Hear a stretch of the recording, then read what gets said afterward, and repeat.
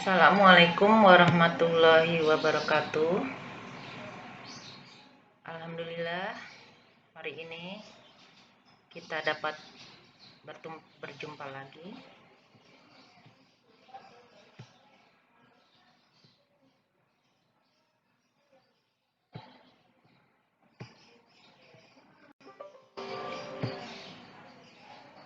Assalamualaikum warahmatullahi wabarakatuh. Anak-anak 11 OTKP, alhamdulillah kita hari ini bisa berjumpa lagi walaupun dalam keadaan online ya. Mudah-mudahan kalian semua dalam keadaan sehat walafiat ya. Semoga kalian terus bisa menjalankan aktivitas KBN online dengan lancar dan berkah. Pada hari ini kita akan mempelajari tentang materi kepegawaian, yaitu tentang fungsi dan sistem administrasi kepegawaian.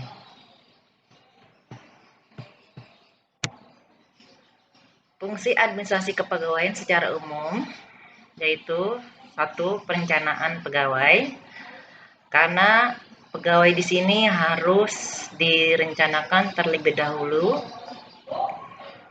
supaya sesuai dengan kebutuhan pegawai dari suatu kantor ya. Kemudian yang kedua yaitu pengorganisasian kepegawaian. Pengorganisasian kepegawaian di sini pimpinan menggolong-golongkan tugas dan jabatan pegawainya supaya terkoordinir. Yang ketiga, fungsi yang ketiga itu pengarahan pegawai. Di sini pimpinan harus bisa mengarahkan pegawai sesuai dengan jabatan yang dimiliki oleh pegawai tersebut. Mengapa pegawai harus diarahkan? Supaya lebih terarah kerja maupun sikapnya. Kemudian yang keempat yaitu pengendalian pegawai.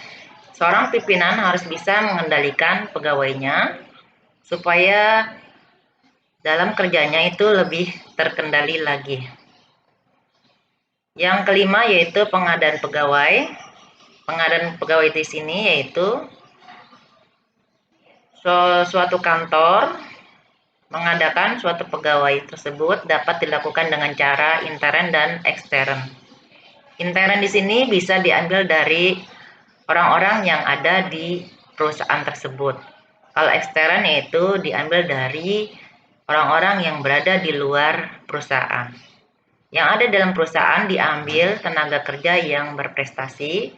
Kalau untuk yang dari luar perusahaan bisa diambil dari teman-teman kampus atau organisasi lain.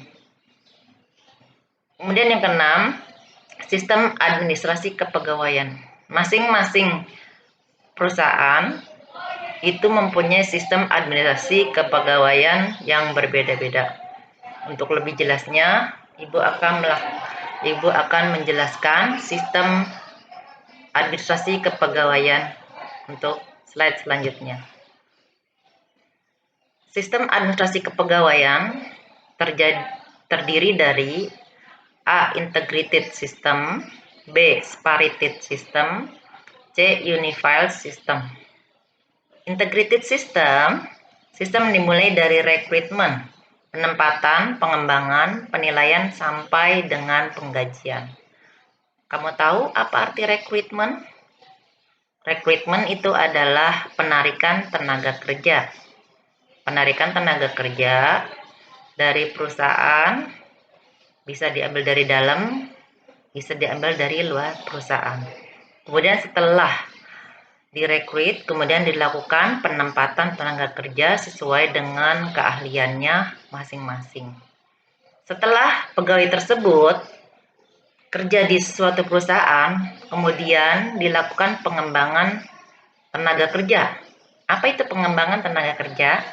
Pengembangan tenaga kerja itu bisa dilakukan dengan melakukan pendidikan dan pelatihan tenaga kerja. Kemudian setelah itu dilakukan penilaian tenaga kerja. Penilaian tenaga kerja itu yaitu berhubungan dengan kinerja tenaga kerja. sehingga mempengaruhi pada penggajian. Kinerja tenaga kerja yang bagus, otomatis penggajiannya lebih bagus lagi. Kemudian untuk sistem yang kedua yaitu spirited system. Sistem yang dimulai dari penggajian dan pensiunan oleh daerah. Nah, di sini penggajian dan pensiunan dilakukan oleh daerah masing-masing. Kemudian unified system, sistem kepegawaian yang dilakukan oleh suatu lembaga tingkat nasional. Nah, di sini untuk beberapa daerah semua dilakukan oleh tingkat nasional. Yang selanjutnya yaitu sistem pengangkatan pegawai. Perhatikan, sistem pengangkatan pegawai itu terdiri dari 5, yaitu A. Police system, B. Nepotis system, C. Patronage system, D. Merit system, E. Care system. Police system, pengangkatan pegawai yang didasarkan atas keanggotaan partai. Keanggotaan partai di sini yaitu sesuai dengan partainya masing-masing dalam PNS tersebut. Bisa Golkar kah, PAN, Demokrat, atau lainnya. B. Nepotism system, pengangkatan pegawai didasarkan atas kekerabatan. Ya, kekerabatan di sini bisa berupa teman, saudara, bisa saja tetangga, ya. Itu sistem di sini bisa merugikan, ya, bisa menguntungkan salah satu pihak dan bisa menimbulkan suatu subjektivitas. Patronage system, pengangkatan pegawai atas keinginan untuk membantu pegawai tersebut. Jadi seorang pimpinan mengangkat pegawai karena untuk membantu keinginan dari pegawai tersebut, karena memang itikat baiknya untuk menempatkan suatu jabatan yang diinginkan. Merit system, pengangkatan pegawai berdasarkan atas kecakapan. Nah, di sini pimpinan mengangkat seorang pegawai sesuai dengan kecakapannya masing-masing. Kecakapan di sini bisa saja berupa kecakapan berkomunikasi, kecakapan dalam hal keterampilan. Nah, di sini merupakan suatu kecakapan. Kemudian care system, ya. Care system di sini pengangkatan pegawai didasarkan atas kecakapan dan masa kerja. Nah, di sini gabungan dari kecakapan dan masa kerja. Nah, di sini seorang pimpinan mengangkat bawahannya karena berdasarkan kecakapan dan kemudian dihitung masa kerja dari pegawai tersebut.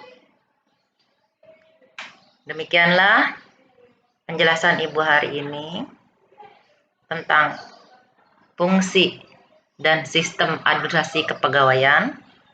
Apabila ada yang bertanya, silakan bertanya di kolom komentar atau bertanya langsung melalui WA ke Ibu. Terima kasih